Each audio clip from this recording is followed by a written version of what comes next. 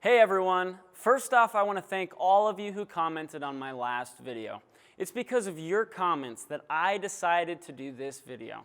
Secondly, as we jump into today, I want to respond to the comments by focusing in on one key point that I made last time that may have went unnoticed.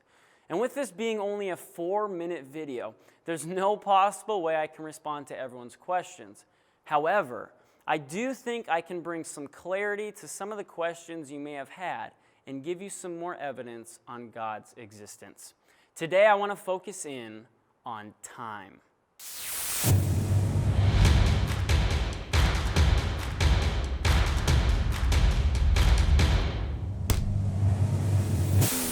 Today, as we talk about time, I want to start off with what two prominent atheists have said. Stephen Hawking said, "Since events before the Big Bang have no observational consequences, one may as well cut them out of the theory and say that time began at the Big Bang."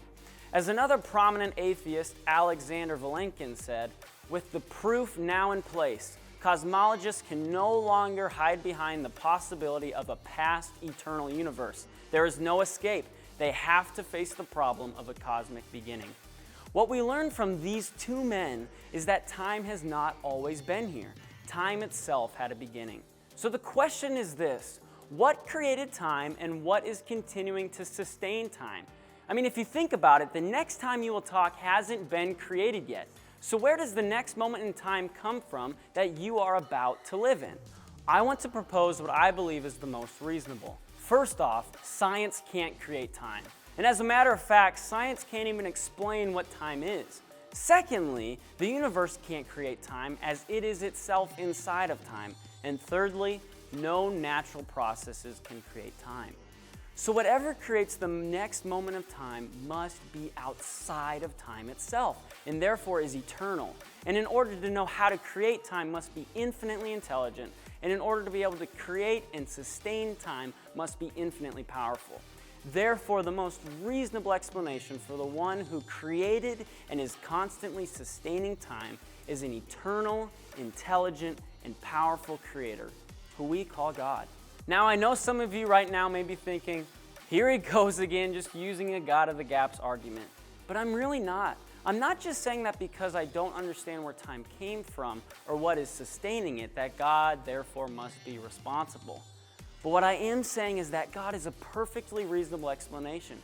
As I just laid out, there are no natural processes that could have created time, let alone could be sustaining time. So time itself must have a supernatural cause.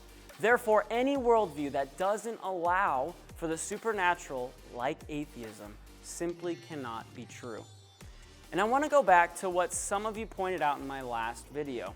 You said, well, even if you could prove that God exists, it wouldn't mean that it's the Christian God. And you're 100% right. These arguments aren't meant to prove that this is the Christian God. However, I hope it gives those of you who don't believe in God something more to consider.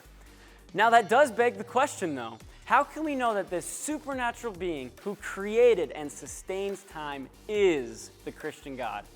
For this answer, we'll see you back here next week. If you want to learn more about this topic and many others, or about our cost-free stint internship, visit tobecker.org/stint.